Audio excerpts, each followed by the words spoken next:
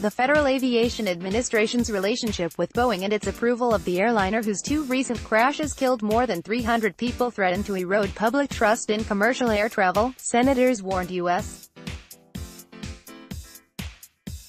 regulators on Wednesday. Although both 737 MAX disasters occurred overseas, the first on October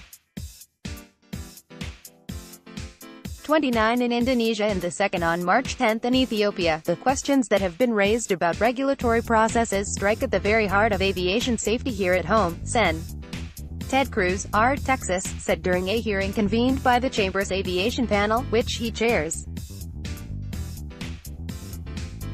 "We need to do better, and I firmly believe that we can." The hearing, one of at least three that Congress has planned, provided the first chance for lawmakers to publicly scrutinize accidents that have halted use of the best-selling plane in Boeing's history, snarled airline schedules for the foreseeable future, and prompted Transportation Secretary Elaine Chao to seek a review of the jetliner's initial certification for commercial flights.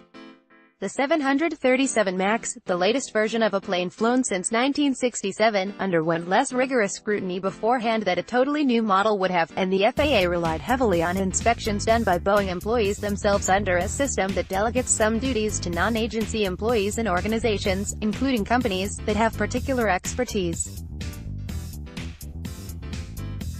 Currently, 79 organizations are authorized to handle such duties, Acting Administrator Randy Elwell told the panel, though the FAA retains the right to intervene directly at any time. Its personnel are always involved in level of safety determinations and establishment of rules for special situations, he added. Evaluation of the 737 MAX, from Boeing's first permit application to final certification in March 2017, took 5 years and included 297 flight tests, some of which involved the anti-stall software linked to the first crash and under examination in the second, Elwell said. In the Indonesian crash, a malfunctioning sensor on a 737-8 MAX fed incorrect data on the airliner's ascent vector to the computer system, which attempted to lower the angle at which it was ascending to avoid a stall, officials said. That prompted a struggle between the new computer software and the pilot, who ultimately lost control of the aircraft. All 189 people aboard were killed. U.S. regulators have ordered airlines to update operations manuals on the handling of such issues, and Boeing is installing a mandated software patch by April.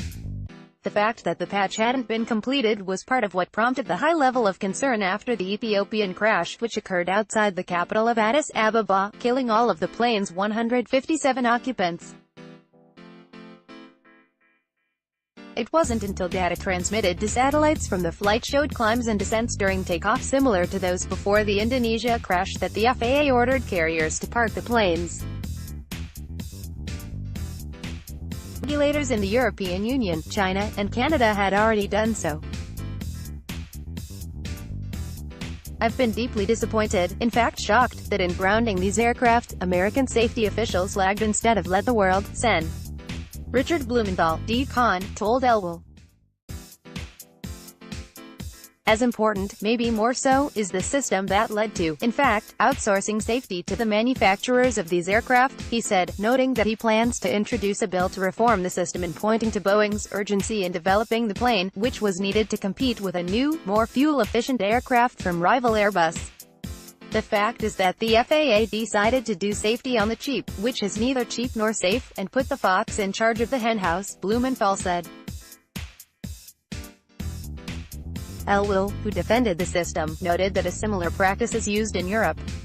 If the FAA couldn't delegate any duties to companies like Boeing, it would need roughly 10,000 more employees and an additional $1.8 billion a year to do its job, he said.